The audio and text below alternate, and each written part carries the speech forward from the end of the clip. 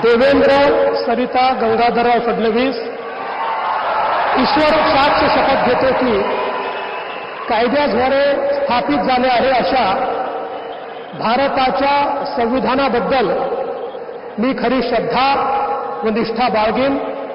मी भारताची सार्वभौमता व एकात्मता उन्नत राखीन।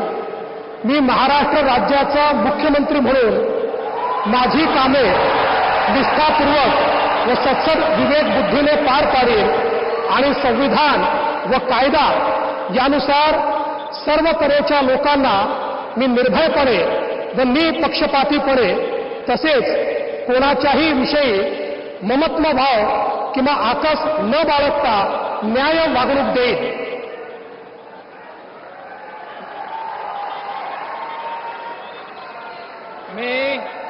मी